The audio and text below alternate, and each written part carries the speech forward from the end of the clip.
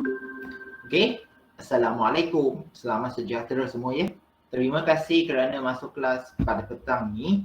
Okey, pertama sekali cikgu nak menyebut terdahulu mengenai kerja pada hari Selasa lepas. Okey, 2 hari lepas. Cikgu telah memberikan anda satu kuis ya untuk anda menjawab. Okey, untuk kelas, dua-dua kelas lah. Kelas 5 Prima dan juga 5 MTV 1. Jadi, cikgu nak tunjukkan sekali lagi ada 22 respon saja yang cikgu terima. Okey, dan kalau anda tengoklah, kalau kita tengok ataupun kita tengok terus pada jadual ini dengan sekejap je, 5 MPV ada 8 orang, 5 MPV 1 ya, dan 5 Prima ada 14 orang sahaja yang jawab.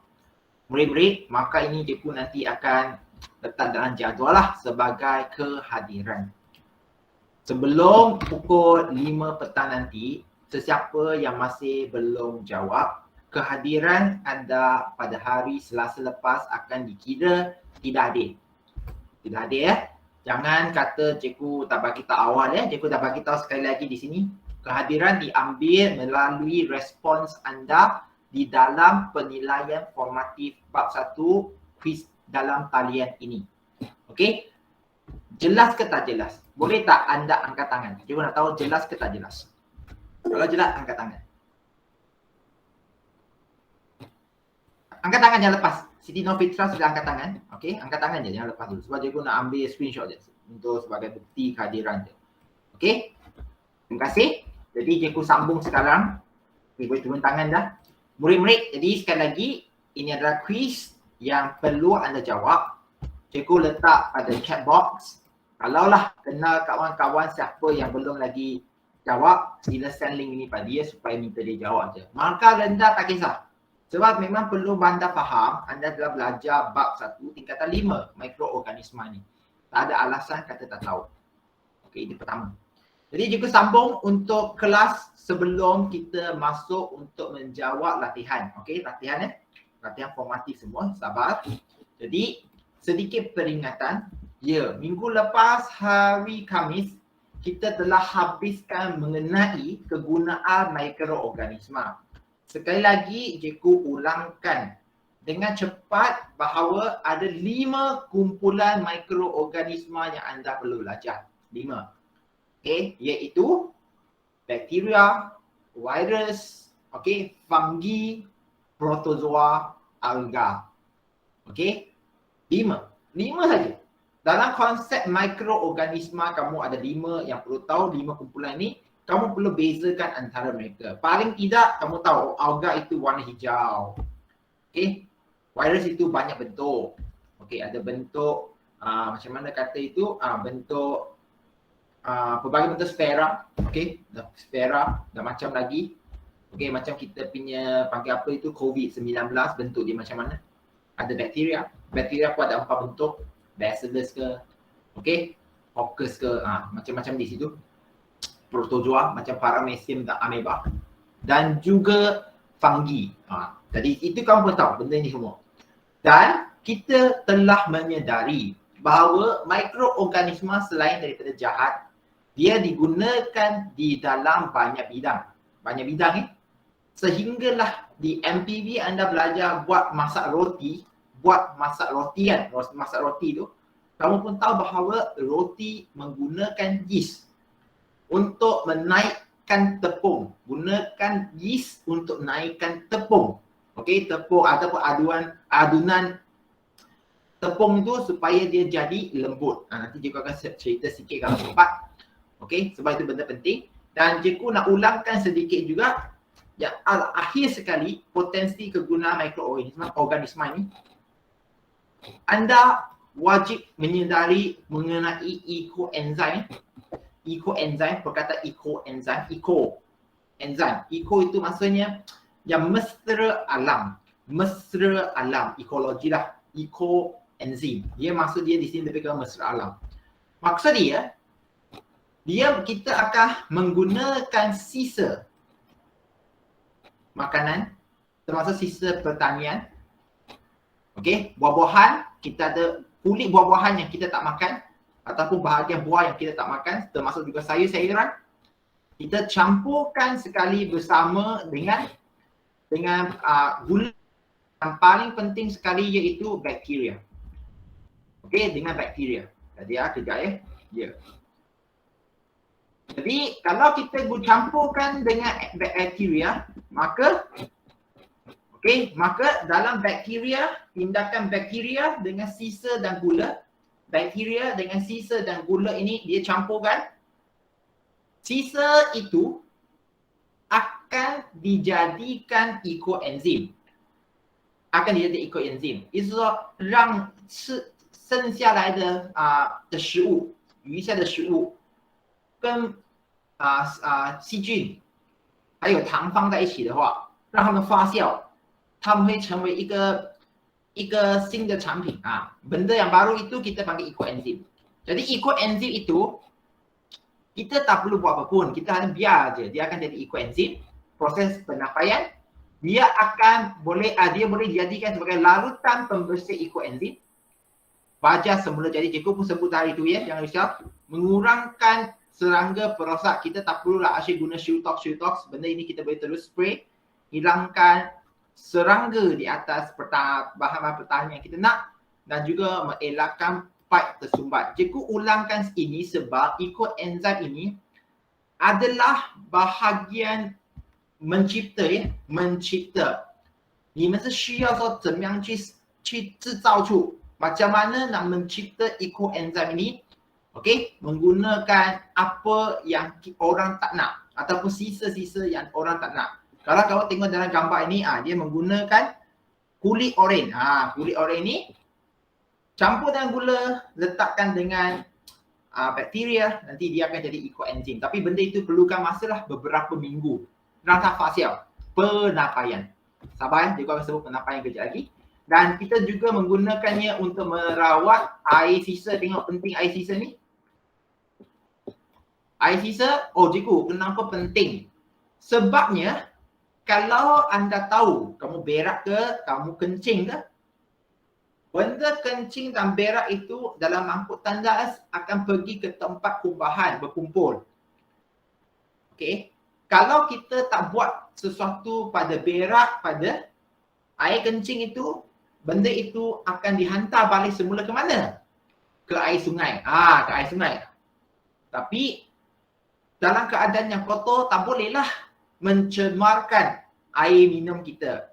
Jadi kita perlu merawat, istilah itu panggil merawat. Treat the water.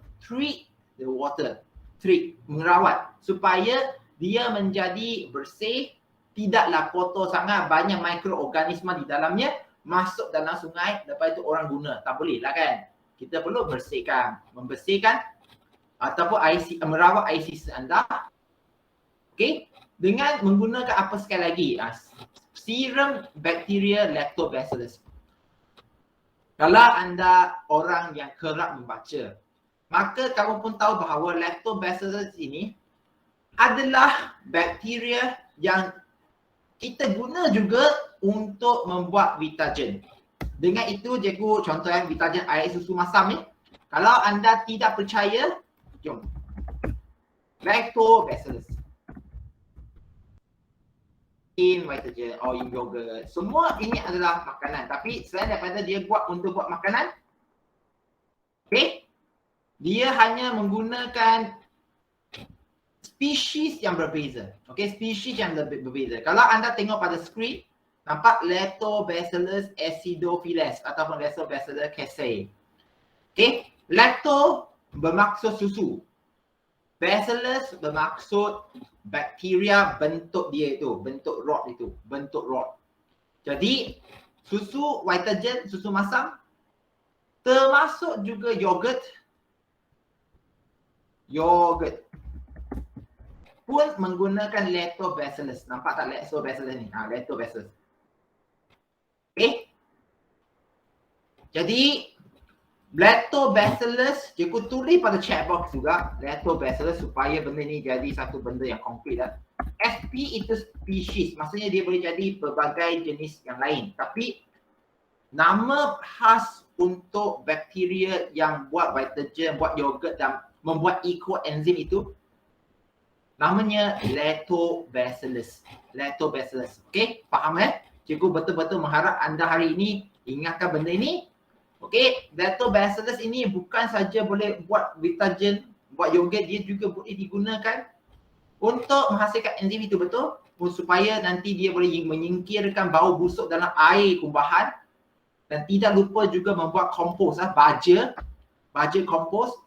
Okey, daripada kita asyik guna baja kimia, sekarang kita boleh guna sisa makanan buat baja yang baru yang tidak merosakkan alam sekitar.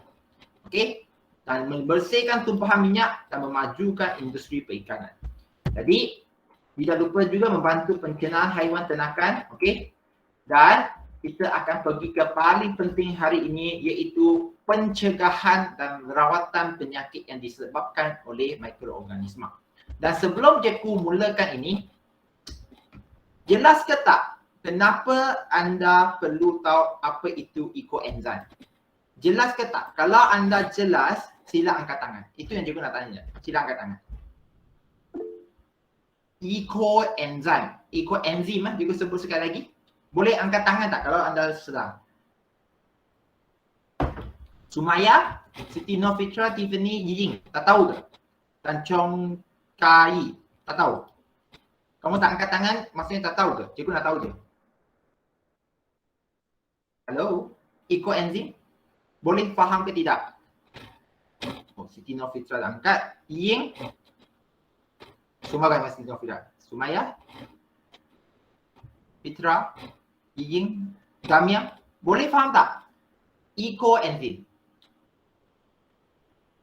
Okey? Kalau tak tahu, turun tangan dulu, nanti tak apa. Yang lain nanti kita jelaskan semula.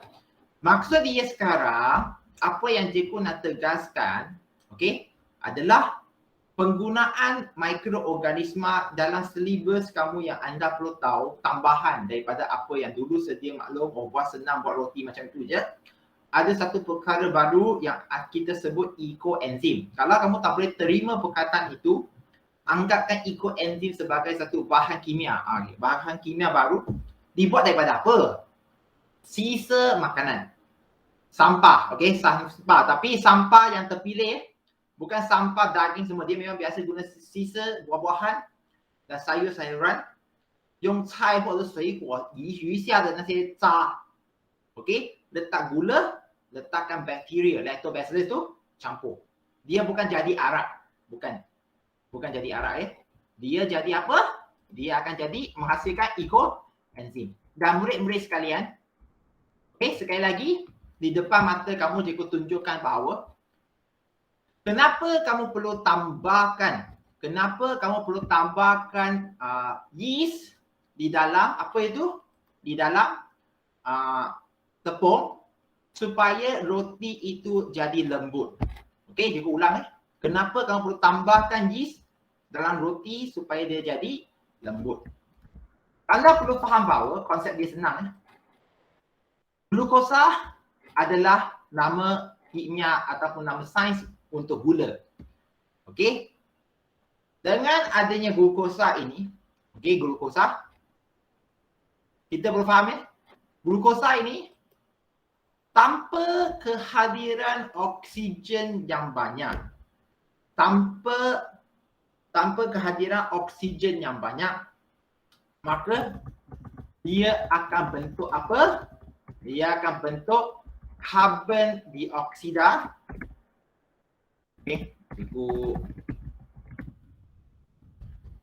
Okey, dan juga etanol. Benda ni agak sensitif jadi sila dengar habis dulu. Dengar habis. Etanol itu apa dia? Etanol itu dalam bahasa kasar kita panggil dia sebagai arak lah. Bahan yang menjadikan minuman itu arak. Jadi anda perlu faham bahawa tanpa oksigen, glukosa akan menjadi karbon dioksida dan etanol. Tapi dengan syarat kehadiran yeast. Mesti ada yeast. Yeast ini adalah benda yang sekali lagi kamu buat roti, kamu akan tambah. Kalau anda tak boleh faham apa dia yeast, untuk yang 5 prima, MPV je kau faham, kamu tahu. Yang 55 ini yeast. Okay, yeast roti. Dia dah sedia maklum macam ni dah. Untuk buat roti, kamu akan letak ke dalam. Okay. Jadi, kenapa kamu perlu buatkan tambah yeast itu? Cikgu jelaskan di sini ya. Jadi, lepas ni kamu boleh dengar balik. Kalaulah ini adalah bekas untuk buat roti, kita letak satu segi. 4, bekas yang di mana kamu letakkan tepung. Sini ada tepung. Gunakan biru tepung. Okay, campuran tepung roti. Campuran tepung roti. Cikgu ulang ya. Tepung roti. Kalau anda tidak campurkan yeast, tepung pun, kamu panaskan, tepung itu akan jadi keras macam biskut. Keras macam biskut. 如果面团你没有加酵母菌的话，面团你拿去烤，它是变饼干的，因为它是硬罢了，很硬的， dia akan keras, tak sedap. Namun, kalau anda campurkan yeast, ke dalam, letakkan merah, baru tahu kalau anda campurkan yeast ke dalam, kalau kamu campurkan yeast ke dalam, perlu faham, yeast dalam tepung kurang oksigen, maka dia akan menghasilkan karbon dioksida. Jadi, karbon dioksida itu yang akan naikkan roti ini. Jadilah roti itu dia naik. Itulah kalau anda faham konsep ini, kalau anda pernah tonton YouTube dengan cerita dia pun nak bagi tahu dengan senang je. Okey. Pakai apa ya? Bread with yeast. English panggil yeast. Okey. Jadi kamu memang akan tengok dalam proses tertentu.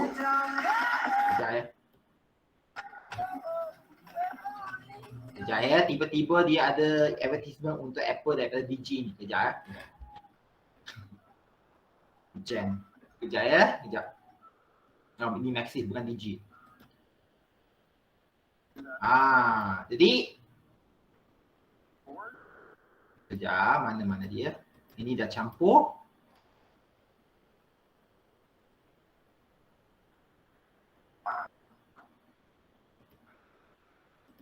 Ini penting, kamu boleh tengok. Kenapa roti yang dia letak, dia tutup nanti? Okey. Dia boleh naik. Nampak ke tak beza dia? Boleh naik. Nampak ke tak? Ini sebelum, ini selepas. Dia ulang. Ini sebelum, separuh saiz, lepas itu selepas dia naik.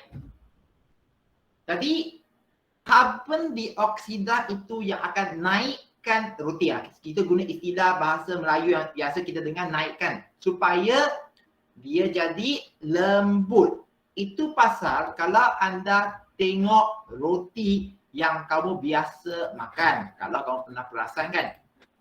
Okay, kalau anda pernah perasan roti yang anda makan tu, kamu nampak dalam roti tu ada banyak lubang. Betul ke tidak? Kalau betul sila angkat tangan. Cikgu nak tanya dia.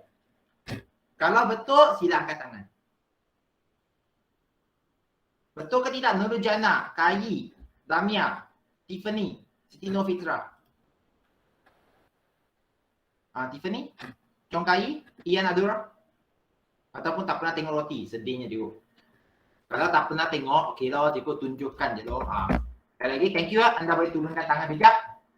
Jadi, kalau anda tak faham apa yang cikgu sebut itu, cikgu nak tunjukkan sekarang. Break cross section. Maksudnya potong dari tepi. Ini kalau tak tahu, cikgu pun tak tahu nak cakap apa. Okey.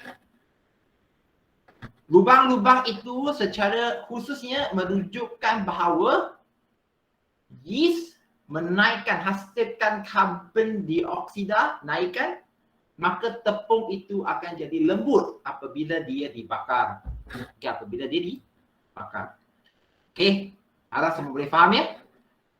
Jadi benda ini adalah untuk menjadikan roti itu roti. Kalau kamu tak letakkan yeast, tepung, gula, kamu bakar, itu biskut. Keras biskut. Boleh simpan lama sikit lah. Biskut pun ada kebaikan dia juga. Jadi, cikgu sambung Sekarang, kita dah sedar mikroorganisma digunakan di dalam banyak aspek kebaikan. Kita pun tahu bahawa ada mikroorganisma yang boleh menyebabkan kita sakit. Kita panggil patogen. Cikgu orang, mikroorganisma kata am. Semua benda halus tak nampak itu kita panggil mikroorganisma. Yang buat kita sakit itu, kita letak kategori dia panggil patogen. Patogen. Jadi, macam mana kita nak hapuskan patogen ini? Cikgu, apa maksud patogen sekali lagi? Contohnya, semua virus ialah patogen. Itu betul. Tapi bukan semua bakteria, bukan semua protozoa, bukan semua fungi ialah patogen. Fungi, kulat cendawan ke yeast ke itu baik. Tapi ada yang buatkan kita sakit juga. Bakteria, kita boleh buat ekoenzim. Sekurang kamu tahu boleh buat yogurt, boleh buat susu masam. Tapi ada bakteria yang buatkan kita sakit juga. Okey? Protozoa pun sama. Dan alga tak ada. Alga dia tak perlu jadi patogen. Dia boleh buat fotosintesis. Jadi, kita perlu belajar teknik aseptik. Okey? Dengar teknik aseptik. Kenapa nak belajar? Murid-murid yang sedang dengar kelas ini, cikgu tanya sekali lagi. Dengar Kalaulah adik ke orang terdekat duduk dalam satu rumah kamu itu dapat COVID-19. Tak sudah. Cikgu bukan sumpah, tapi cikgu bagi tahu situasi. Bayangkan contohnya orang rumah kamu sekarang dapat COVID-19. Bagaimanakah kamu nak bersihkan rumah itu? Cikgu gunakan perkataan bersih dulu. Cikgu, bersih? Ya, rumah kamu bersih. Tapi cikgu nak bagi tahu sekarang, ada orang kena COVID dalam rumah. Bersih macam mana pun kamu tak nampak sebab mikroorganisma COVID-19 virus ini, kamu tak nampak. Dia boleh lekat pada meja, meja nampak bersih. Tapi dia dekat meja sebab dia sentuh kan. Macam mana kamu nak hilangkan buat COVID-19 itu? Okay, jadi apa cara dia? Cikgu, saya tahu. Guna sembuh itu. Cikgu, saya tahu guna Dettol. Itu adalah teknik yang kamu tahu. Tapi kamu perlu halusi. Dia mimpak semua ni yang Dettol sama masih. Jadi, mikroorganisma yang menyebabkan penyakit kita panggil patogen. Apakah itu teknik aseptik? Aseptik adalah prosedur kesihatan yang dijalankan untuk menghalang jangkitan patogen. Tujuan dia adalah untuk mengurangkan risiko jangkitan. Okey, bertepatan dengan ungkapan mencegah lebih baik daripada merawat. Okey, 我们要降低感染的风险. Jadi macam mana kita nak kurangkan jangkitan? Kita perlu bersihkan. Tapi konsep kita bersihkan, dia cakap meja yang putih. Kamu tiap-tiap hari lap dengan apa? Air saja. Memang nampak bersih. Tetapi mungkin ada virus COVID-19 di atas dia. Kalau rumah orang dah sakit kan, maksudnya dia pegang situ, pegang sini, adalah virus tak nampak. Jadi perlulah kita bersihkan. Jadi contoh teknik aseptik adalah, perkataan pertama ini kita selalu guna pensterilan.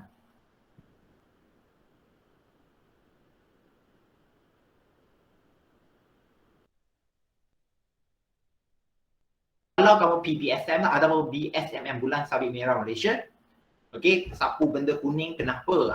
Sapu ubah kuning itu kenapa? Antiseptik itu kenapa? Penggunaan disinfektan, ini yang biasa guna spray itu disinfektan je, dan penggunaan sinar.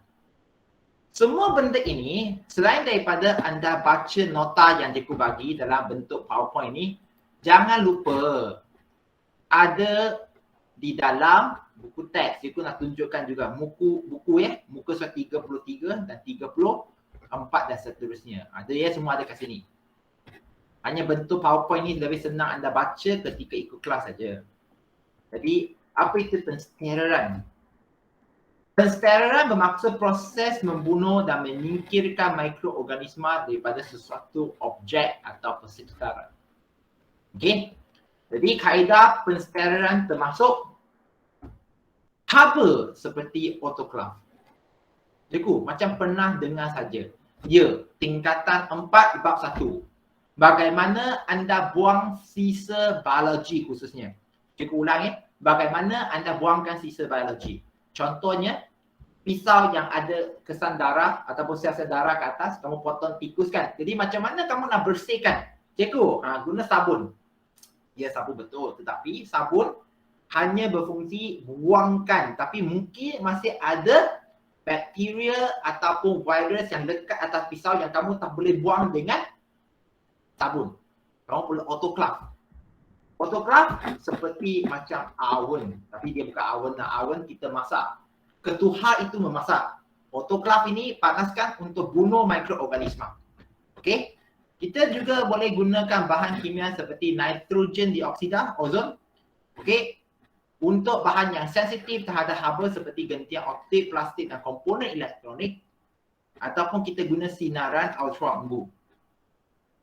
Okey. Untuk buat penstereran. Cikgu, apa itu sinaran tu? Cikgu tunjukkan saja ya. Cikgu tunjukkan pada skrin supaya anda faham.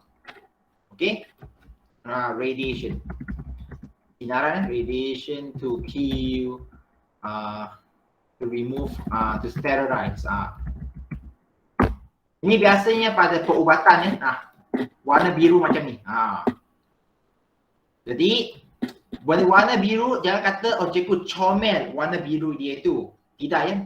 Biru dia ini mengandungi cahaya radiasi yang tinggi yang boleh membunuh mikroorganisma yang ada. Mikroorganisma akan panas, terbakar dan mati.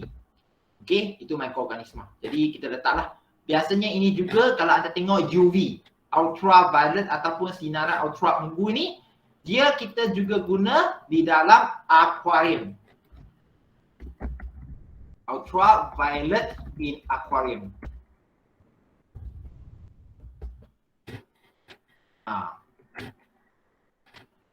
Kalau dah pasang, kenapa hijau alga itu dalam air hilang? Dia bukan hilang saja, dia bunuh. Sebab sinaran ultra embu ini berfungsinya untuk membunuh mikroorganisma yang halus. Tapi yang besar punya macam ikan itu, bukan kata dia tak ada impak, tapi dari segi hidup dia, UV light itu tidaklah ataupun sinaran ultra embu tak akan bunuh organisma besar. Dia hanya mampu untuk bunuh sel-sel kecil. Sel-sel kecil. Jadi jelas ke tak jelas? Boleh cikgu tanya Ian Adurah. Boleh faham ke tak? Kalau faham angkat tangan je. Ian Adurah? Boleh, bagus. Wen Shen. Ya, Wen Shen boleh faham?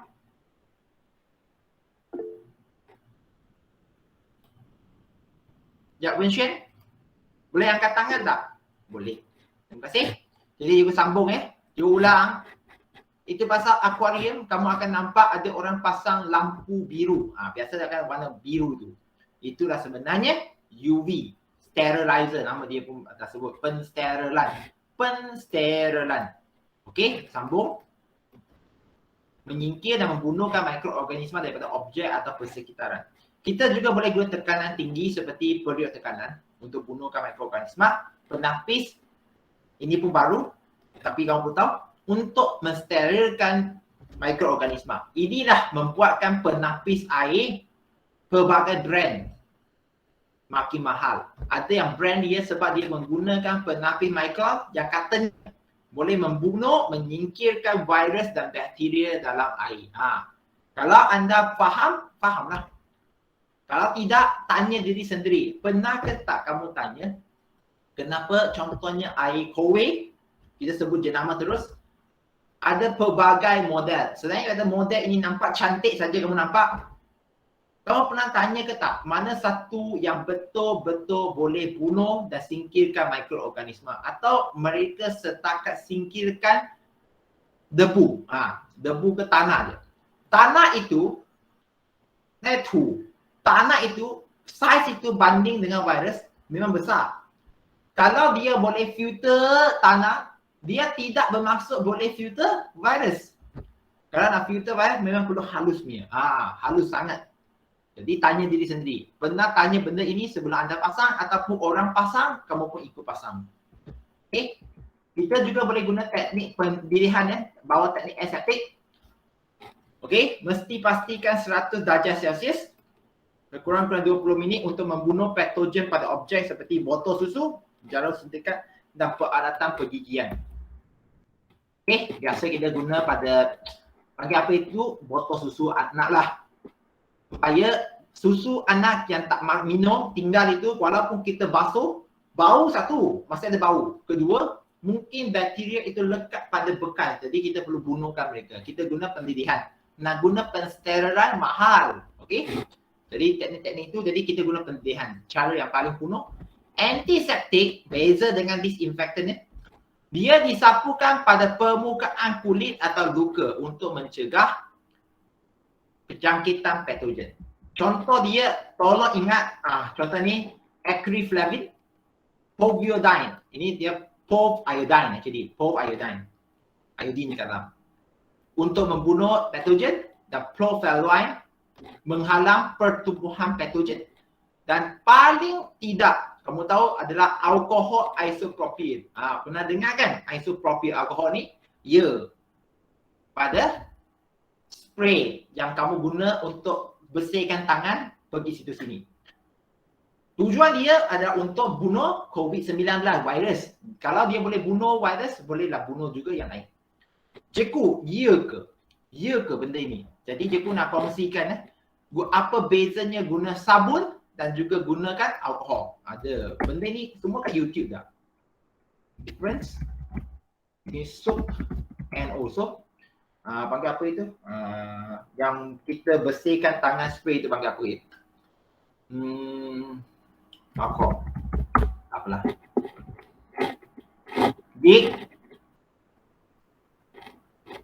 Macam banyak benda tau. Banyak yang kamu boleh tengok. Antara gunakan sabun dan alkohol. Sabun bukan tak baik, murid-murid. Cikgu tak cakap sabun tak baik. Kamu boleh tengok nanti ya. Cikgu pun tak nak share. Tapi kalau nak share satu dua mungkin boleh. Ya, cikgu tengok ada yang betul ke tak. Under microscope.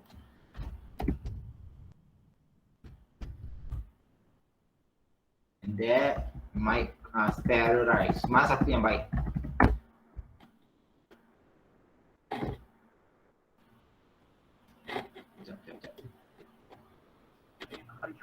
Ini ada banyak penerang saintifik tapi cikgu nak tunjukkan yang under microscope aja. Microscope. Cikgu lupa lah benda ni apanya tunjukkan. Germ versus soap.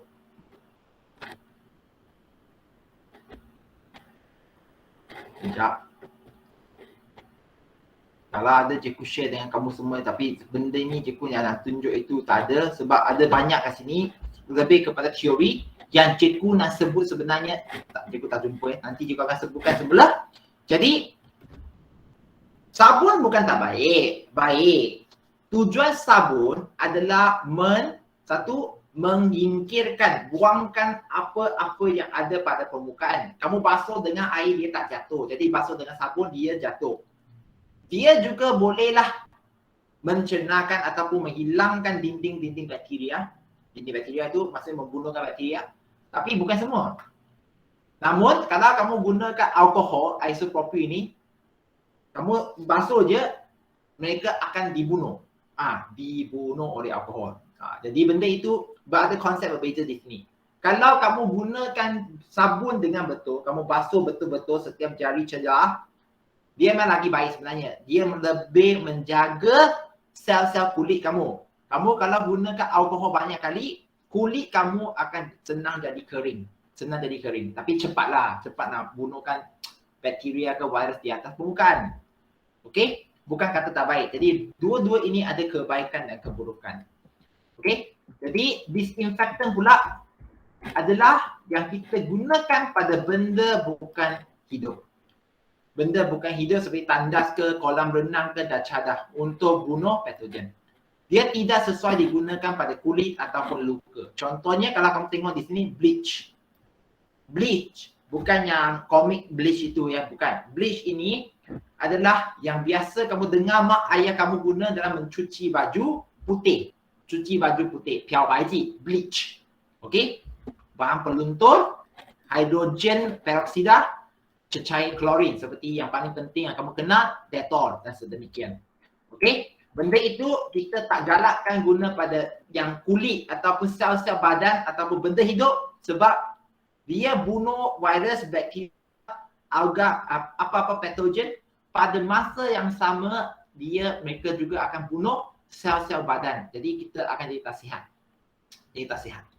Jadi pula sinaran elektromagnet seperti sinar ultraunggu, sinar X dan sinar gamma dapat membunuh patogen. Sinaran ultraunggu digunakan dari biosafety cabinet. Dalam satu kabinet almari ini, dalam itu pancar semua benda untuk bersihkan. Bersihkan konsep di sini dia bukan cuci, bukan. Bersihkan maksud di sini adalah hilangkan, bunuhkan, menyingkirkan semua mikroorganisma yang ada pada alat yang letak kat dalam. Dia bukan spray air ke basuh dengan sabun, bukan. Dia memang ada sinar ultraunggu, jadi ada mikroorganisma di atas alat itu semua tak boleh hidup, akan mati. Sinar gamma biasa digunakan untuk mensterilkan alat perubatan seperti picak garing, jarum suntikan dan juga dewan bedah. Okey. Kita sambung. Tadi lebih kepada mencegah. Dia ulang mencegah. Kalau anda tengok tajuk dia mencegah. Jadi sekarang kalaulah kita dapat jangkitan, kalau kita sakit, cikgu apa itu sakit? Demam ke? Demam itu sebenarnya kita tak panggil dia sakit. Demam itu ialah simptom sakit, simptom, ciri sakit. Kebanyakan semua penyakit yang kamu dapat, kamu akan dapat simptom demam. Demam itu maksud dia badan kamu jadi panas. Kenapa jadi panas? Sebenarnya itu ada satu refleksi badan kamu untuk mempercepatkan penghasilan sel darah putih。也就是你发烧其实让你身体的免疫系统产生更多白血球 ，OK， 让它去跟病毒去打仗的意思。Jadi demam itu simptom. Kalau nak kata sakit penyakit apa, macam-macam. Tapi kita kerap dengar bahawa orang sakit, doktor akan berikan antibiotik. Antibiotik. Jadi antibiotik adalah ubat yang digunakan untuk merawat jangkitan yang disebabkan oleh bakteria saja.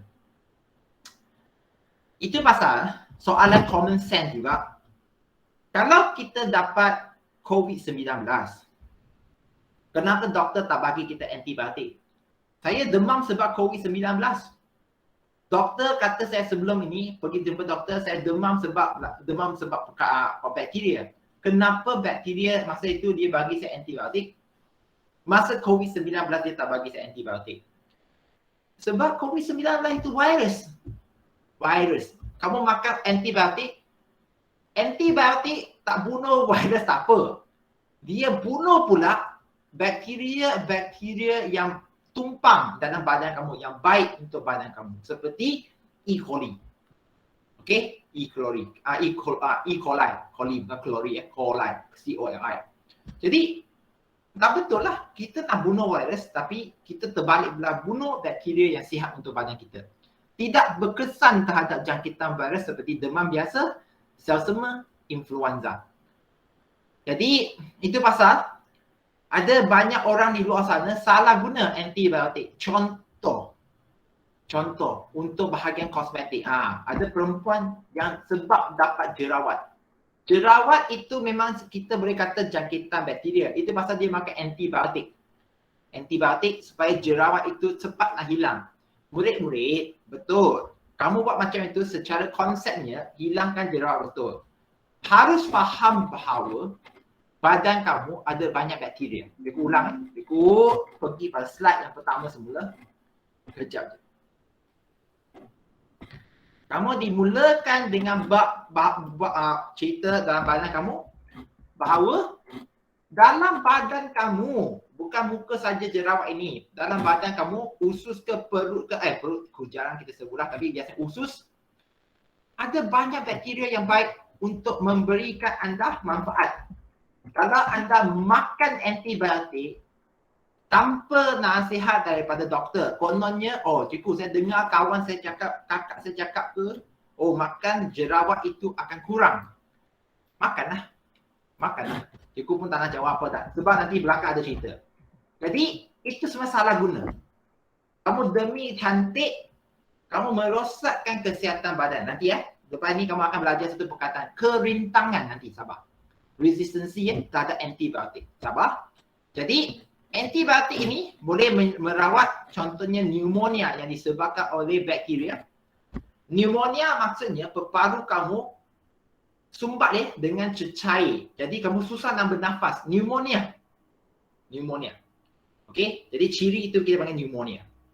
Jangkitan gigi pun dia, kalau gigi kamu bengkak gusi disebabkan bakteria, doktor gigi kamu akan pakai antibiotik. Jangkitan kulit pun, sakit tekak pun. Cikgu, COVID-19 sakit tekak, kenapa dia tak bagi saya antibiotik? Sebab itu ialah COVID-19 virus, bukan bakteria. Kalau doktor tengok simptom kamu, you pergi jumpa doktor, okey, dia cakap dengan kamu sebabnya penyakit itu adalah kerana bakteria, maka dia akan bagi kamu antibiotik. Antibiotik ada banyak jenis ya. Yang umum itu macam penicillin. Jadi, kalaulah kamu salah guna, ini yang cikgu nak sebut. Bukan saja kamu akan hilang bakteria yang sihat dalam badan kamu, maksudnya kamu akan senang jatuh sakit masa depan. Satu lagi adalah kita panggil kerintangan antibiotik. Ini penting. Cikgu, apa itu kerintangan antibiotik? Nama dia English panggil antibiotic resistance. Maksud dia, kamu lain kali sakit disebabkan bakteria, doktor bagi antibiotik A. Ampicillin contohnya. Makan. Patutnya antibiotik itu boleh bunuh patogen itu. Tapi kalau makan 3-4 hari, bakteria itu masih lagi ada dalam badan. Kamu masih lagi demam sakit. Sebab apa? Sebab antibiotik itu hilang keupayaan untuk membunuh bakteria. Itu pasal doktor akan memberi antibiotik B, antibiotik C, antibiotik D, antibiotik Z. Itu pasal zaman sekarang, isu doktor sekarang adalah banyak antibiotik yang nak guna pada pesakit untuk bunuh bakteria yang menyebabkan anda sakit, tidak lagi ada fungsi dia. Sebab badan kamu ada kerintangan antibiotik. Punca kerintangan antibiotik ada disebabkan pengambilan antibiotik yang berlebihan. Ya, banyak ibu bapa kita nampak anak sakit, contohnya masa depan kamu ada anak, kamu tengok dia demam sebab nak jimat duit. Ya sencen, terus pergi farmasi, saya nak beli antibiotik. Bagi anak makan. Anak makan, sebenarnya dia sihat, dia ambil masa 3-4 hari dia akan sihat sendiri. Tapi sebab kamu makan antibiotik itu, bakteria yang mungkin tinggal dalam badan itu telah berkembang, ada kerintangan antibiotik. Masa depan, makan lagi antibiotik yang sama, tak ada lagi kesan. Itu pasal antibiotik perlu makan habis. Kalau doktor bagi itu, perlu habiskan. Bunuhkan semua bakteria yang patut. Jangan tinggal. Kalau tinggal, mungkin akan ada kerintangan antibiotik. Dia juga disebabkan oleh mengambil antibiotik yang diprescribe oleh orang lain, untuk orang lain. Yelah, malas kan jimat tu kan. Ataupun tidak menghabiskan semua antibiotik dalam tempoh yang ditetapkan. Ikut antibiotik ini pahit dah, tak sedap. Okey, dah makan antibiotik A, nanti tak sembuh, boleh makan antibiotik B. Itulah cerita dia. Lebihan antibiotik dalam haiwan dan ikan ternakan pun dia, ini yang baru, ini kes. Okey, jangkitan teruk di pusat kesihatan, tahap kesihatan rendah menyebabkan penyebaran penyakit dan ketiadaan antibiotik yang baru. Okey? Jadi, ada 6 cara untuk mengelakkan kerintangan antibiotik. Ini benda yang penting untuk anda faham. Okey? Pertama, hanya mengambil antibiotik apabila doktor mengesahkan anda memerlukannya. Tidak perlu mengambil antibiotik untuk jangkitan virus. Jangan minta antibiotik daripada doktor jika tidak perlu. Ya, ada orang pergi jumpa doktor, demam, mesti ada nak minta antibiotik. Panggil apa ya, psikologi. Jadi doktor pun bagilah ubat vitamin C sebenarnya. Sebenarnya kamu nak ubat je, tapi tak perlu ubat pun. Apa boleh buat? Okey, patuhi arahan pengambilan antibiotik. Jangan guna lebihan antibiotik yang ada di rumah. Contohnya, kamu makan sembur dah sebelum ni, tinggal lagi 2-3 biji.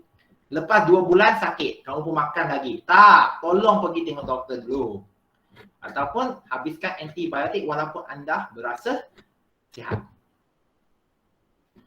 Okey, ini pun betul. Tolong habiskan antibiotik. Itu walaupun doktor bagi kamu 10 biji, kamu makan 6 biji pun dah sihat dah. Ada 4 biji lagi, habiskan. Itulah doktor sebut, habiskan antibiotik walaupun anda berasa sihat.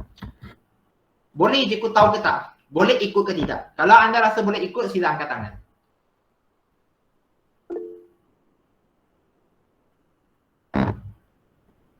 Jiwei boleh ikut Jiwei? Jiwei memang.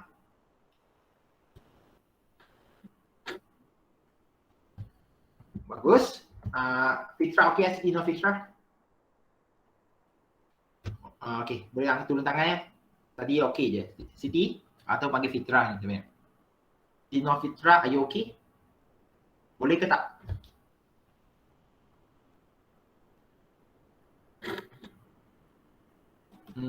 Okey, tak apalah. Mungkin dia handphone ada masalah kan, tak apa. Kita sambung ya. Kita juga boleh menggunakan antifungal. Dia bukan antifungal, antifungal. Fungi kan. Kita ada satu kumpulan mikroorganisma kita panggil fungi, jadi dia anti-fungi. Antifungal ialah ubat yang digunakan untuk merawat jangkitan fungus yang berlaku pada kulit, rambut dan kuku. Kuku apa itu? Contoh dia kurap. Kurap ataupun ringworm ya. Arthritic foot. Hong Kong kia. Kenapa kulit kaki itu dia macam gatal dan kulit dia tanggal sendiri? Sebab kaki kamu basah.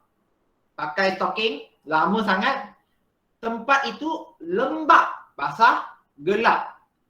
Mikroorganisma seperti fungus sukalah duduk kat situ.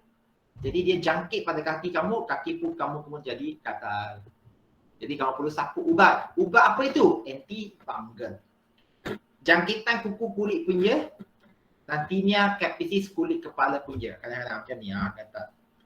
Jadi perlu letakkan ubat antifungal. Sebab itu ada ubat, biasanya tempat itu ada tempat kesan di mana fungi menjangkiti anda. Itu yang menjadikan gatal. Okey. Kita juga boleh menggunakan ubat antiviral. Virus antiviral. Ubat untuk merawat jangkitan virus. Dia tidak sama macam antibiotik. Dia menghalang, ubat antibiotik tidak membunuh patogen di target, tapi menghalang pertumbuhan patogen. Sehingga hari ini, kita memang tak ada ubat untuk boleh bunuh virus. Okey? Tak ada. HIV ke, virus, bakteria B dan C ke ataupun kayak. Kita hanya boleh menghalang pertumbuhan patogen. Gunakan antiviral ini, halang dia bertumbuh je. Tak nak bagi dia jadi aktif. Okey, jangan salah faham antiviral. Oh, kita sudah ada ubat untuk bunuh virus. Tak. Kalau penyakit yang disebabkan virus macam COVID-19 ataupun kamu tengok denggi, nyamuk Aedes menyebabkan denggi. Kamu kena denggi, kamu duduk kat hospital, apa doktor suruh kamu buat? Dia tak bagi kamu makan ubat. Dia tak bagi kamu makan ubat. Dia bagi kamu rehat saja. Pastikan anda sentiasa hidrasi, cukup air, makan kenyang dan juga berikan kamu suplemen, vitamin C ke, vitamin D ke makan. Supaya badan kamu jadi sihat. Virus, penyakit bersifat yang disebabkan virus, tak ada ubat dia.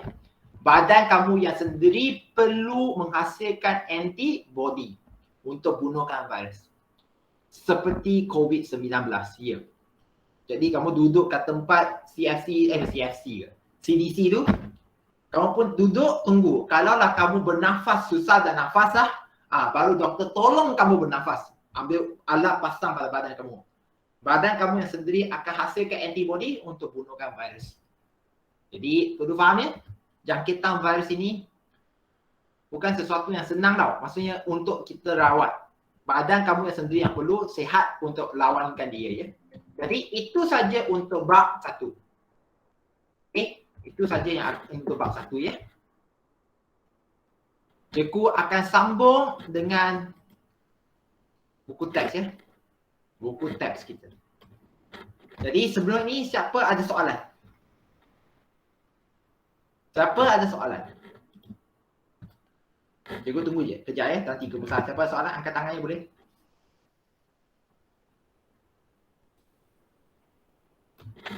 Okay, tak ada ya. Jadi cikgu sambung ya. Sekarang cikgu sambung apa cikgu? Dah habis bab 1 cukup lah. Ada 2 benda yang cikgu tak buat secara mendalam lagi ya. Antara dia faktor yang yang mempengaruhi pertumbuhan mikroorganisma. Itu eksperimen. Nanti kita akan sembang untuk eksperimen itu. Kedua adalah anda menjawab latihan formatif ataupun praktis. Jadi sekarang kita sambung praktis formatif 1.2. 1.2. Okay, anda dah sedia ke belum? Cikgu, buat kat mana? Kalau tanya lagi, cikgu pun tak tahu nak cakap apa dah lah. Agak sedih sebenarnya kalau Asyik tanya benda yang sama kan. Padahal tahu je nak buat kat mana. Okay. Praktis formatif 1.1 dah settle. Jadi hari ini ialah Khamis. Tarik dia bila. Cikgu tunjukkan lagi 31 Mac.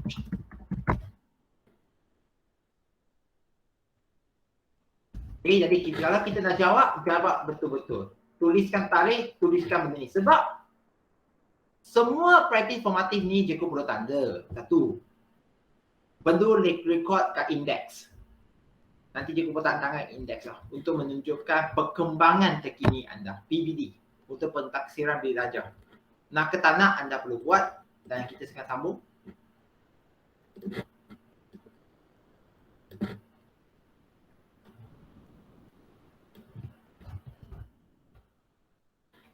Okay, untuk soalan pertama.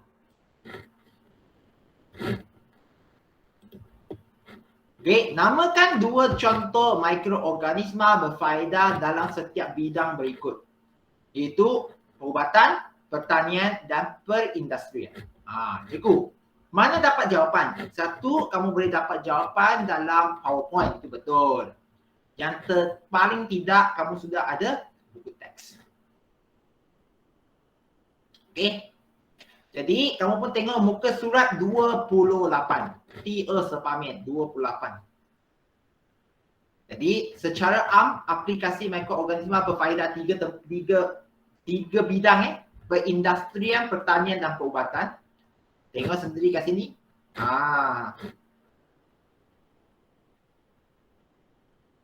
Jadi, apa yang kamu ingat sekarang? Cuba boleh ingat. Kamu baca. Jadi, kamu di sinilah kamu perlu jawab soalan ini. Tiga bidang. Ada. Dia minta 2 jenis mikroorganisma yang penting untuk bidang pertama, perubatan, pertanian dan perindustrian. Perubatan, pertanian dan perindustrian. Jadi nak ke tak nak anda perlu sebut 1 ataupun 2 contoh mikroorganisma. Yang pertama kalau perubatan, kamu tengok perubatan, cikgu perlu hafal ke benda ini? Ikut. Dia sebut recombinant. Untuk bakteria E. coli.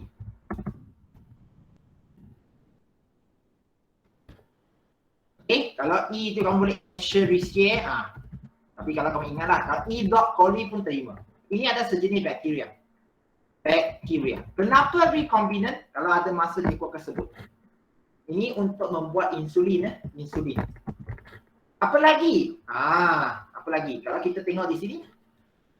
Atas, muka surat berapa sekali lagi?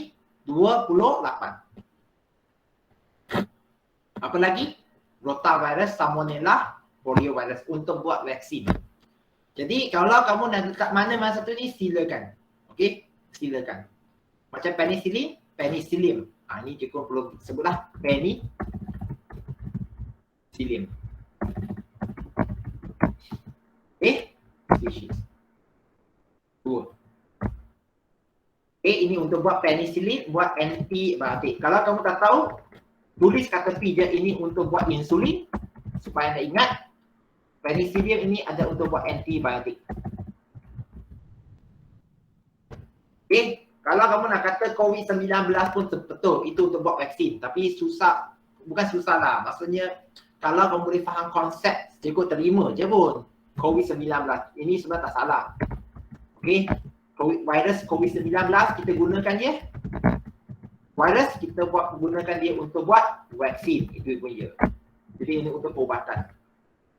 Cikgu, apa itu insulin sekali lagi? Insulin ini, kalau anda ingat, setiap kali dia pun tanya dalam soalan anda kan?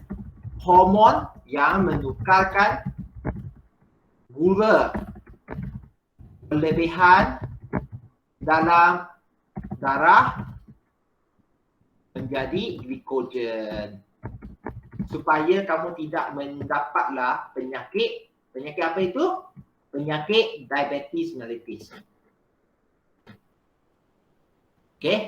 Apa lagi sekarang? Yang kedua, dia kata di bidang pertanian ke perindustrian dulu Aku pun tak tahu. Pertanian ke perindustrian?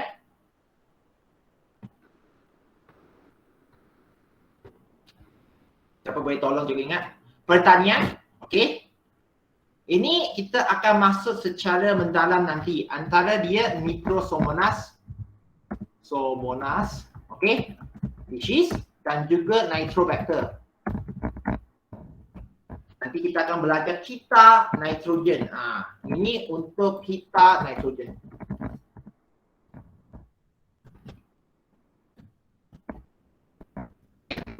Dalam tanah.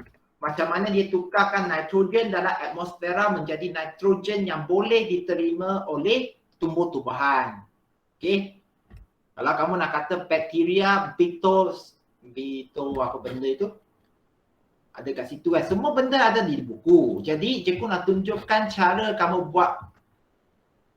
Jangan nanti kata tak tahu pula. Bifidobacteria. Bifidobacteria cikgu. Benda ini perlu hafal ke ikut lah. Bifidobacteria. Kalau orang tua macam cikgu pun boleh buat untuk pencernaan haiwan ternakan. Bifidobacterium. Bakteria betul lah. Jadi ini baru permulaan je. Kamu perlu faham. Cikgu, ya ke jawapan cikgu tulis ni? Kita pun tengoklah jawapan. Sementara kita tulis jawapan lain kan? Contoh ni. E. coli, Penicillium chrysogenum, Bifidobacteria, Nitrosomana, Nitrobacter. Jadi benda itu kamu nak ke tak nak je? Nak buat ulang kaji sendiri ke tidak? Untuk pertanian, 2 contoh. 2. Cikgu dah letak 3 semua tahu. Jadi untuk biar yeast. Yeast itu adalah antara dia. Dan tidak lupa juga lactobacillus. Ini anda perlu ingat. Memang wajib ingat. Bakteria susu. Lactobacillus. Ingat, bukan semua bakteria yang letak susu, dia akan menjadikan susu itu susu masam ataupun jadi yogurt. Bukan ada bakteria yang kamu letak dalam susu itu rosak. Bukan semua. Yang spesies yang jadikan dia menjadi yogurt itu nama dia lactobacillus. Ini baru yang pertama ya. Kita dah jawab, kita sambung. Mana dia? Nyatakan 2 contoh makanan yang menggunakan mikroorganisma dan namakan mikroorganisma tersebut. Makanan. Semua ada di dalam slide dan juga di dalam buku teks sendiri ya. Makanan. Jadi anda pun tanya, makanan. Apa ini semua? Kamu tanya. Makanan. Yeast. Apa dia? Jadi apa makanan yang kamu ingat? Tuan contoh makanan yang menggunakan mikroorganisma dan namakan mikroorganisma tersebut. Dalam nota sebelum ni cikgu pun dah sebut antara dia. Contoh nombor 2, kamu pun jawab. Cikgu saya tahu dah. Contoh makanan roti. Dibuat daripada apa? Roti dibuat daripada apa? Mikroorganisma yeast. Ya, bagus. Siapa dia ni? Siapa bagi respon ni? Suka ni. Roti, terima kasih Jiwe. Roti yang dibuat daripada yeast. Cikgu apa lagi? Apa lagi kan? Contoh? Contoh? Susu masam ataupun yogurt. Cakap banyak kali kan? Dibuat daripada bakteria. Lactobacillus.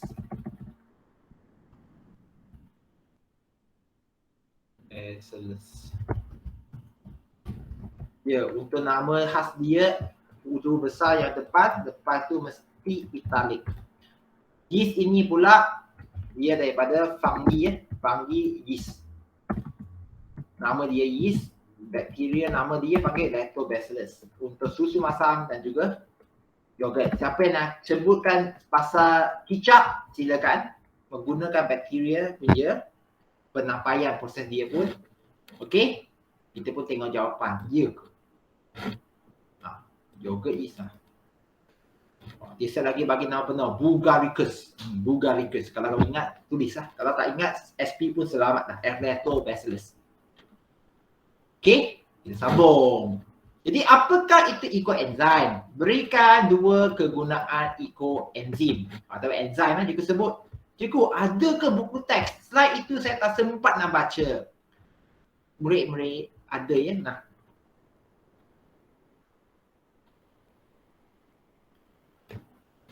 Okey? Murid-murid ada kan? Jadi macam mana kamu nak tulis? Dan juga dia tanya apakah 2 kegunaan ekoenzim. Okey, kita pun jawab. Ekoenzim ialah apa? Ialah hasil apa? Hasil apa? Ialah hasil daripada apa? Sisa makanan seperti sisa sayur, buah-buahan dan sayur-sayuran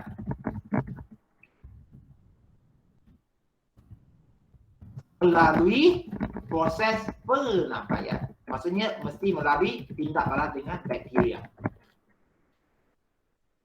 Apakah tak kita menggunakan sisa untuk menghasilkan sesuatu? Sisa kan orang tak nak, jadi kita boleh cari duit. Kita boleh cari duit. Apakah fungsi dia kalau kita nak pakai ekoenzim ni? Apa fungsi dia? Cikgu, saya tahu. Menjadikan baja ekoenzim dia. Betul?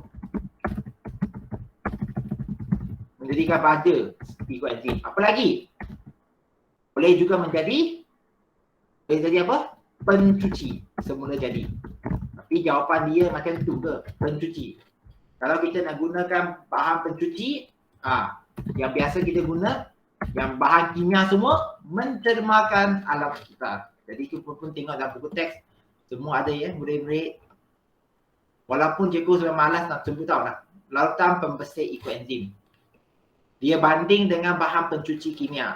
Apa beza dia? Kamu tengok. Kos dia rendah. Kalau kimia punya tinggi. Sebab ini kita gunakan sampah kan. Dan kita juga untuk menghasilkan kompos. Baca itu kita panggil kompos ya. Jadi kita tengok jawapan. Mana 2? Sabar ya. Membuat larutan pembersih, ya. Okey. Bahan pencuci semula jadi ataupun kita panggil larutan pembersih. Ini sama je. Okey. Ekoenzim ni boleh jadikan kompost. Okey. Kompos KOMPOS meminimalkan sisa pertanian seperti sisa buah-buahan dan sisa sayur-sayuran. Okey, satu jawapan yang cikgu lupa nak letak hasil semula jadi. Natural. Ekoenzim ialah hasil semula jadi daripada sisa makanan seperti sisa buah-buahan dan sisa sayur-sayuran. Okey. Banyak kamu boleh buat. Dan juga kalau kamu nak kata, cikgu saya suka perkataan merawat kumbahan. Ya, boleh. Kumbahan air. Cikgu, apa itu kumbahan air? Tempat yang cikgu dah cakap di mana kumpul lah tempatnya air berak dan juga air dari rumah. Kita tengok. Sekejap je.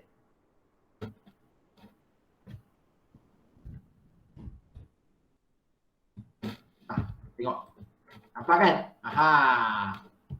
Tempat air kencing ke berak semua berkumpul dan mereka akan dirawat sebelum hantar balik ke dalam sungai. Kalau kita tak rawat, bayangkan berak itu semua masuk sungai, habislah sungai. Ikan semua pun akan mati. Jadi kita perlu rawat. Kita perlu rawatkan air kumpahan itu tersebut sebelum serah balik ke dalam air sungai. Kalau tidak, dia akan jadi macam ni lah. Bukan fake news lah, fact news lah. Okay, jelas? Amir Idam, jelas? Amir? Oh, Amir. Jelas ke tak? Amir? Buat apa tu Amir?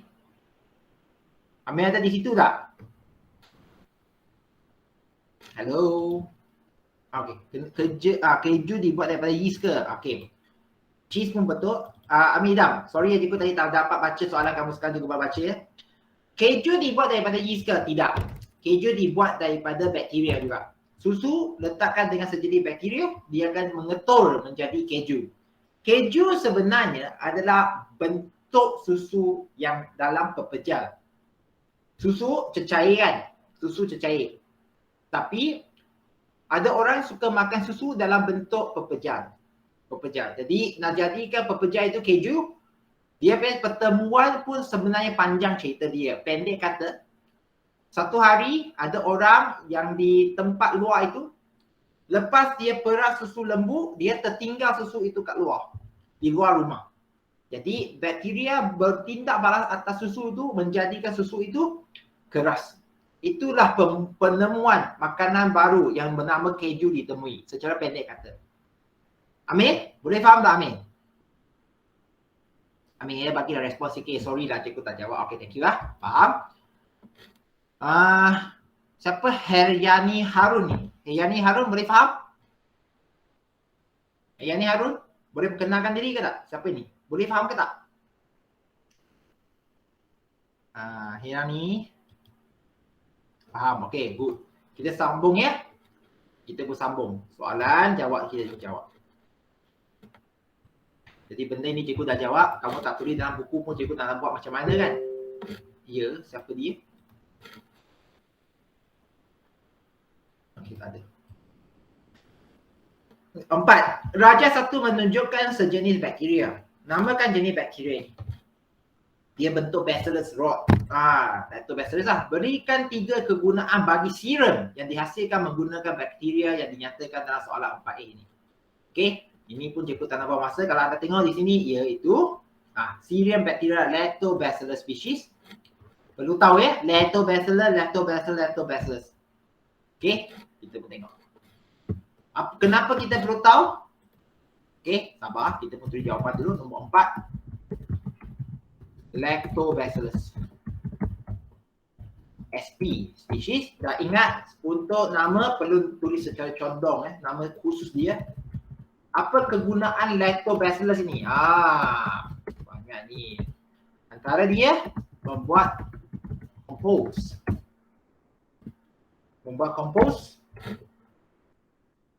Apa lagi kalau anda tengok? Okey. Merawat sisa kumbahan. Menghasilkan enzim. Jadi mana dapat jawapan semua ni? Tolonglah. Kasih ni ya. Cikgu pun tak nak buang masa. Cikgu pun tulis 2-3 sini. Membuat enzim. Atau kamu nak tahu ikut enzim kelima je merawat kumbahan. Menyingkirkan bau busuk. Tengok. Cikgu yang tengah buat ulang kaji, bukan kamu. Menyingkirkan bau busuk. Okey. Dan juga macam-macam memajukan industri perikanan. Kalau kamu nak ingat boleh memajukan industri perikanan. Murid-murid, jadi tolong jawab untuk soalan formatif 1.2. Kita nak pergi sifat formatif 1.3 dah ni. Okey. Sama je. Kita akan buat sekarang ini hari Khamis 31 Mac.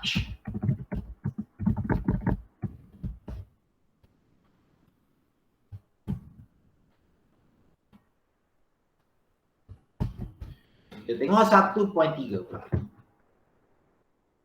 Jadi, cikgu ulang semula. Siapa yang masih tanya lagi, cikgu nak buat ke tidak nota? Nota for me is for you.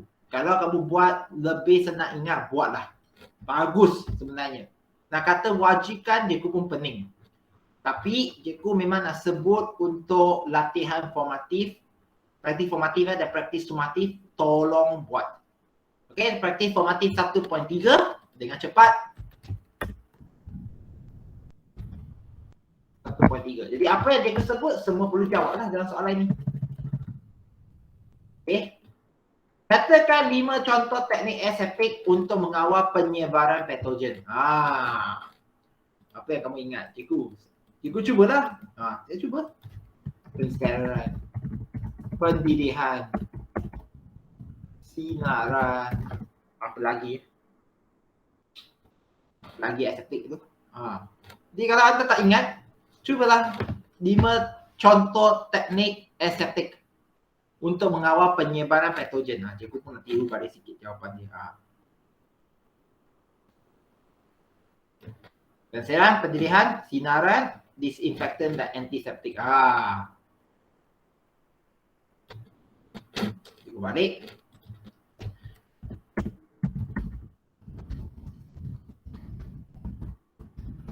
Ya ke cikgu?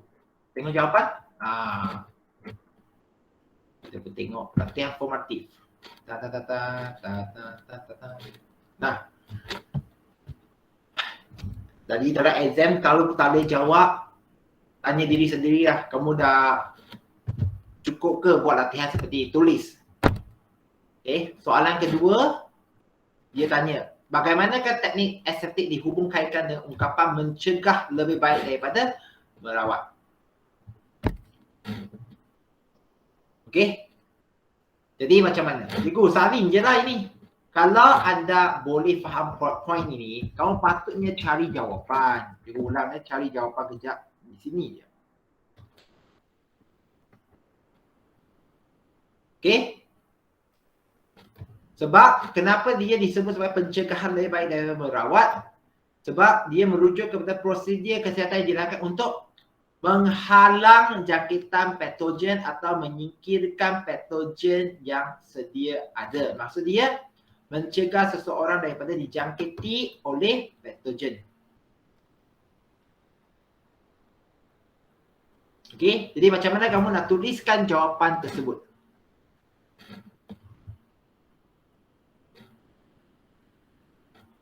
Okey, kalau anda tengok dalam soalan, dia minta sekali lagi.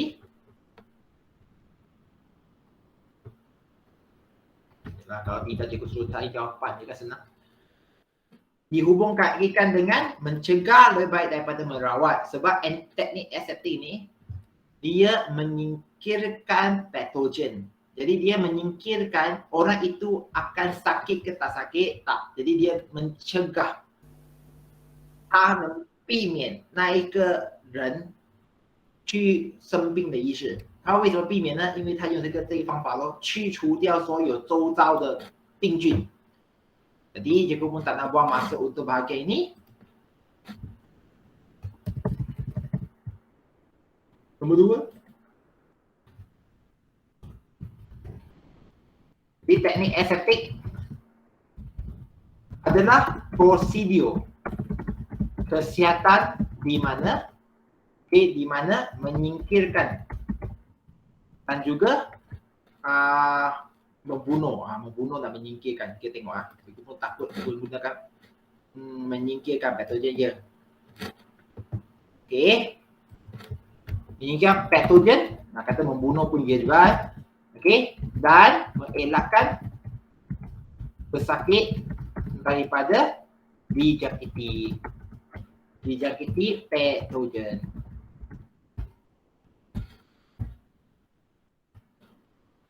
Okey. Yang penting dia nak sebut ni, sebelum seseorang itu dijangkiti oleh penyakit yang dibawa oleh patogen berkenaan.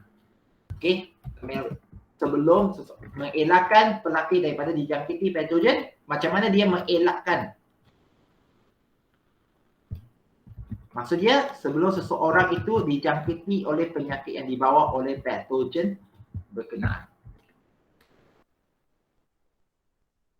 你说在它还没有被病毒感染之前，它已消灭掉那个病毒了，它就能 mencegah, 它就避免 mencegah dia daripada merawat, dia boleh cegahkan dia. Itu yang maksud dia soalan ini ya. Saya semua boleh terima dengan jawapan yang sedia ada ini.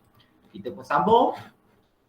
Apakah yang dimasukkan oleh pensteroran? Bagaimanakah pensteroran dijalankan? Mengapa penggunaan autoclave adalah lebih berkesan dengan mencegah mikroorganisma berbanding dengan pendedihan air? 这么放在那个熬温里面 autoclave 会比放在沸水里面更好啊。Jadi apa maksud pensteroran? Sebelum kita nak jawab soalan ini, sekali lagi jawapan ini ada pada muka surat, iaitu 34.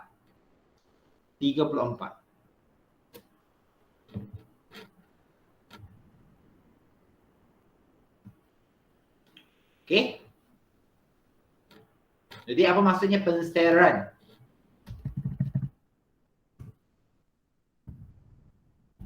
Nombor 3. Pensteroran ialah proses membunuh dan menyingkirkan mikroorganisma daripada permukaan atau persekitaran.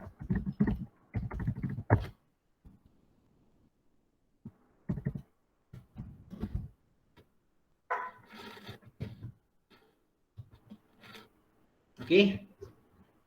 Permukaan sesuatu objek ataupun yang penting permukaan lah. Jadi soalan kedua, dia adalah B itu, bagaimana pensteroran dijalankan? Bagaimana pensteroran dijalankan? Malas lah. Okey. Jadi ada 5 cara kamu dah belajar tadi. Cikgu malas dah fikir sekarang. Jadi pensteroran dilakukan dengan menggunakan pertama, haba, bahan kimia. Kita boleh gunakan bahan kimia untuk membunuh ataupun menyingkirkan mikroorganisma, ataupun kita guna tekanan tinggi, dan juga kita boleh gunakan penapis mikron, penapis. Itu pasal penapis air macam-macam brand dan juga dia ada macam-macam jenis. Makin mahal dia punya penapisan pun makin tinggi, sehingga yang katanya dia punya penapisan boleh menapis COVID-19. Itu memang dia mahal lah. Sampai virus COVID-19 dia pun boleh tapis, boleh ambil air terus minum. Okey? Dan kenapa autoclave lebih berkesan daripada pendedihan air? Okey? Autoclave kenapa lebih berkesan daripada air? Autoclave menggunakan suhu 130 darjah. Okey, 130 darjah Celsius untuk membunuh. Kalau anda tengok membunuh apa? Mikroorganisma. Kalau anda ikut buku teks ada di sini yang murid-murid. Aku pun tak ada buat masa sebab benda ini semua ada di buku je. Kamu nak ke tanah buat je. Melebihi 130 darjah untuk membunuh mikroorganisma dan spora dia.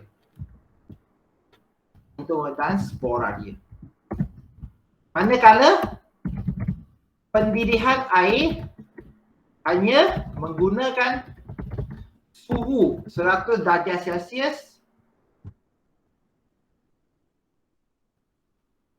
untuk membunuh mikroorganisma.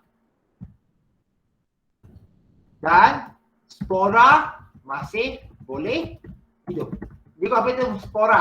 Ibarat macam telur lah, walaupun tak sama sekali telur, tapi telur-telur untuk mikroorganisma itu spora. Jadi kalau ada tengok dalam buku teks pun dia sebut dia. Okey, membunuh mikroorganisma, tapi dia tidak mampu untuk membunuh spora tersebut. Tapi bukan sporanya. Okey. Tetapi spora masih boleh hidup.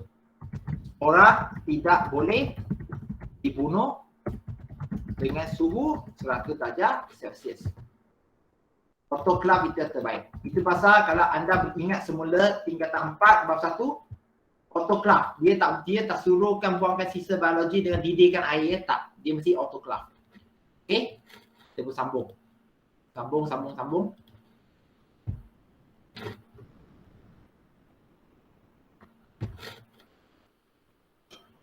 Kalau anda betul-betul jawab semua benda ini, mana mungkin kamu tak boleh jawab dalam SPM kan?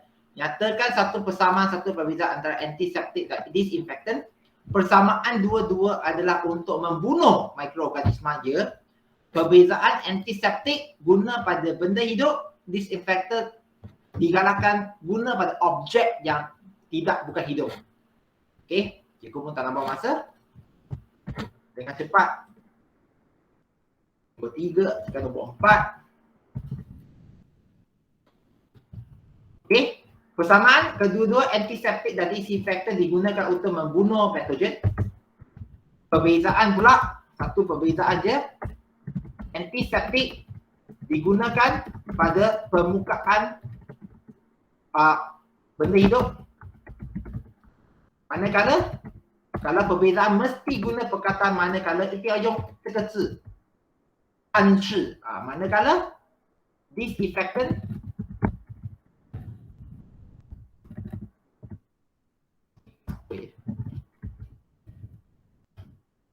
mana silap dia.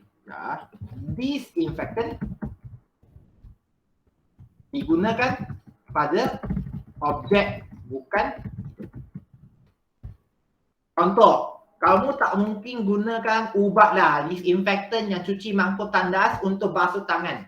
Tak boleh. Sebab basuh tandas tu, kata-kata mangkuk tandas itu objek bukan hidup. Memang kuat lah dia punya kuasa bahan kimia itu. Kalau guna pada kulit kamu akan rosak. Sambung.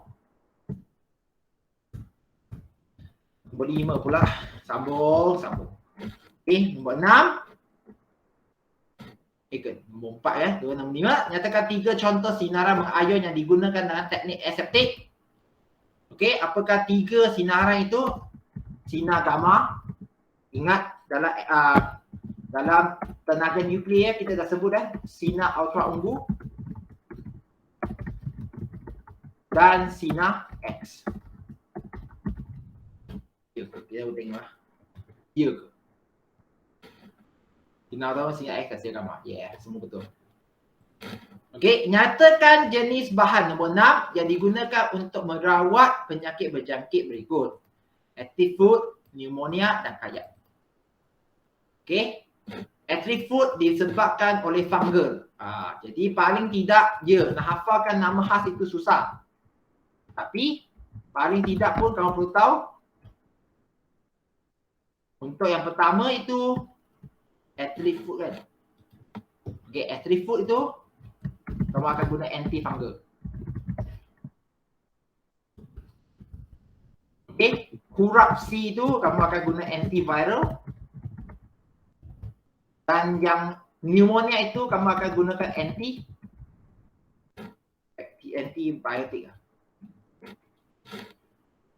Antibiotik. Ini khas untuk bakteria. Buat bulatan kat tepi. Antiviral khas untuk virus. Antifungal khas untuk fungi. Jadi kamu tahu tak? Merawat jangkitan setiap mikroorganisma ada ubat dia yang khas. Bukan semua antibiotik. Jadi itu adalah untuk latihan formatif. Dan nota. Nota ini wajib ya. Jadi praktis formatif dah buat. Macam tahun lepas, saya mewajibkan semua anda tuliskan rumusan. Tuliskan rumusan ya. Apa yang kamu belajar dalam bab ini, tuliskan rumusan dia. Okey, tuliskan sebagai nota catatan apa yang kamu patut belajar, latihan formatif, latihan sumatif dan juga rumusan. Jadi latihan sumatif ni kamu perlu cuba dulu. Okey, cuba. Dan juga cikgu akan paparkan jawapan pada skrin. Ya, siapa dia? Good girl. Thank you Jibril, thank you.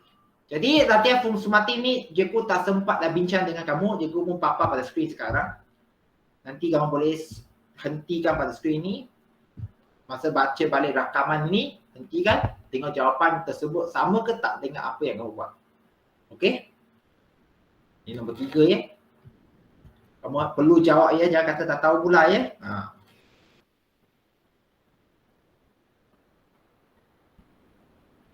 Tingkatan 4, kalau kamu memang jenis yang dah malas, tolong buat balik semula. Okey, tolong buat balik semula ya. Sebab benda ini yang akan ditanya dalam SPM nanti. Kalau kamu tak nak tanya, tak nak buat apa-apa, jangan nanti tuduh cikgu tak mengajar. Ini cikgu marah ni sebenarnya. Saya sangat marah. Okey. Kenapa murid tak nak belajar, salahkan guru pula. Ini yang cikgu sangat marah. Okey. Jadi, ada soalan ke tak? Cikgu nak tutup kelas petang ni dah ni. Ada soalan tak? Baru 17 orang datang je, 16 orang je. Okey? Kalau tak ada masalah, boleh tak anda angkat tangan? Sebelum kamu tamatkan kelas ni, boleh faham ke tak? Kalau faham, sila angkat tangan. Siti Nurfitra, Ian Adura, Nani Harun, Yo Kenyao. Amir Ukman, sila angkat tangan. Okey? Angkat tangan ya. Yo Kenyao, Nani Harun, tak boleh. Okay, itu saja untuk cikgu pada petang ni. Terima kasih kerana masuk kelas. Cikgu akan nanti sharekan balik rakaman yang ada. Dan harap semua boleh ikut ya. Jadi jumpa minggu depan. Okey, jumpa lagi minggu depan ya. Terima kasih semua. Bye. Terima kasih cikgu. Sama. Cikgu. Sama.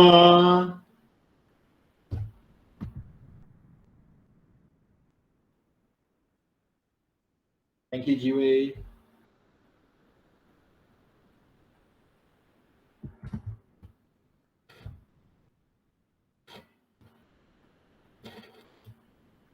Bye-bye.